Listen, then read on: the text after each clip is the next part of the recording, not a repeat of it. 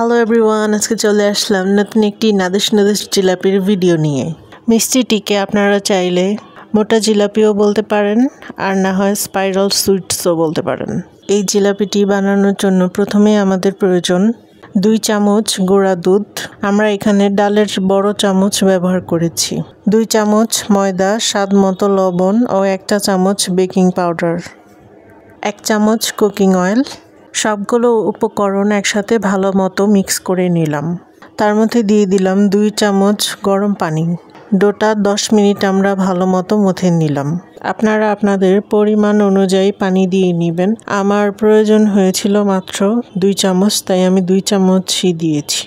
তারপর আমরা সামান্য পরিমাণ ঘি হাতে মেখে নিব। তারপর ছোট ছোট লিচি কেটে লম্বা করে স্পাইরাল শেপ করে নিব। শেষের অংশটি আমরা নিচ দিয়ে ঘুরিয়ে একটু চাপ দিয়ে লাগিয়ে নিব। এভাবেই আমরা খুব সহজে জিলাপিগুলো গোল গোল করে পেঁচিয়ে নিব। 1 কাপ পরিমাণ পানি দিয়ে আমরা চিনি শিরা করে নিব। তার মধ্যে দিয়ে দিব 3টি ফাটানো এলাচ। একটি পাত্রে গরম তেলে আমরা জিলাপিগুলো ছেড়ে দিব। উল্টে পাল্টে আমরা ভালো মতো ভেজে নিব যতক্ষণ না লালচে বা ব্রাউন কালার হয়ে যাচ্ছে।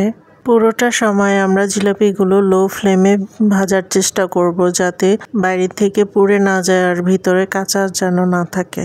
তারপর আমরা একটি পাত্রে তুলে নিব। অপরদিকে আমরা চিনির শিরায় 1.5 চামচ পরিমাণ ঘি দিয়ে একটু নাড়াচাড়া করে জিলাপিগুলো দিয়ে দিব।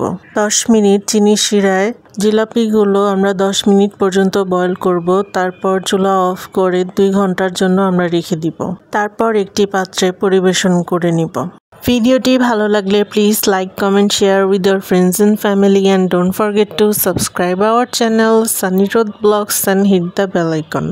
সবাই ভালো থাকবেন। ওকে, টাটা, বাই।